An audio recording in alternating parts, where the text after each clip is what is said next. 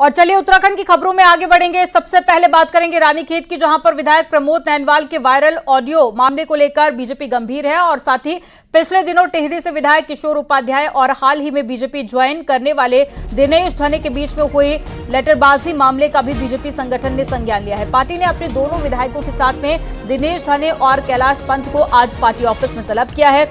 इसके साथ ही खेम सिंह को पार्टी लाइन से हटकर लिखने पर उन्हें भी प्रदेश अध्यक्ष महेंद्र भट्ट ने ऑफिस में तलब किया है।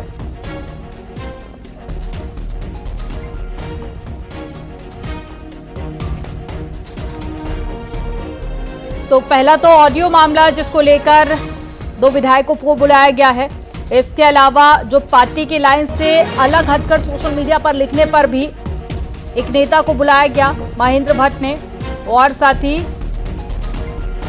आपको बता दें कि दो नेताओं के बीच में जो विवाद हुआ था, दिनेश धने और कैलाश पंत को भी आज पार्टी ऑफिस में तलब किया गया है। और ज्यादा जानकारी के साथ में सुनील प्रभात लाइव जुड़ गए। सुनील का रुख कर लेते हैं। सुनील, लेटरबाजी, ऑडियो मामला और इसके अलावा पार्टी लाइन से अलग हटकर लिखने पर कई सारे नेताओं को आज पार्टी ऑफिस तलब किया गया है। बताइए क्या कुछ टाइमिंग रहने वाला है और ये विवाद क्या है पूरा, जरा ये भी समझा दीजिए। देखिए अमनदीप, लोकसभा चुनाव संपन्न होने के बाद बीजेपी में कई सीटों पर इस तरह का अंतर्विरोध दिखाई दे रहा है कि उसके नेता आपस में ही लड़ रहे हैं। और इसका एक बड़ा कारण ये रहा है कि बीजेपी ने लोकसभा चुनाव में ताबड़तोड़ ज्वाइनिंग कराई है विपक्षी पार्टियों की।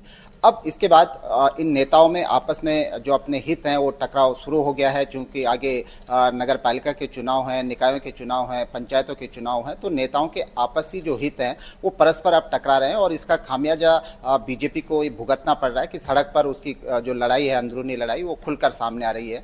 रानीखेत से जो विधायक हैं वो वहीं पर दायित्वधारी भी हैं रानीखेत में, कैलाश पंत, दोनों की आपस में टकराहट है। प्रमोद नैनवाल और कैलाश पंत की एक ऑडियो भी वायरल हुआ जिसमें विधायक दायित्वधारी पर ये आरोप लगा रहे हैं कि उन्होंने मंत्री बनाने के लिए उनसे 30 लाख रुपए लिए, लेकिन उनको मंत्री भी नहीं बनाया गया।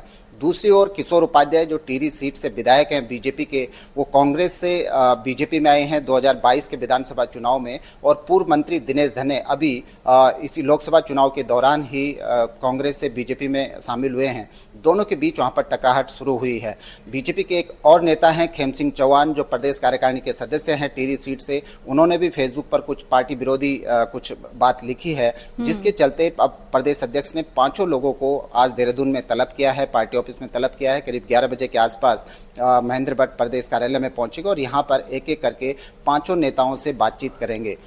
ये माना जा रहा है कि पार्टी इस मामले में कड़ा एक्शन ले सकती है, क्योंकि इससे पार्टी की खूब छिछालेदारी हुई है और इसके साथ साथ आगे निकाय चुनाव में भी जाना है। और अगर पार्टी ने इन तमाम जो अंतर्विरोध पार्टी के अंदर हैं इनको अभी नहीं रोका, इनको अभी स्टॉप करने की कोशिश नहीं की, तो निकाय चुनाव में ये माना जा रहा है कि ये बात और खुलकर सामने आ सकती है और बीजेपी को प्रदेश भर में अन्य सीटों पर भी इसी तरह के अंतर्विरोध का सामना करना पड़ सकता है। जी, तो आज ये देखना होगा कि आखिर पार्टी की तरफ से क्या कुछ एक्शन लिया जाता है।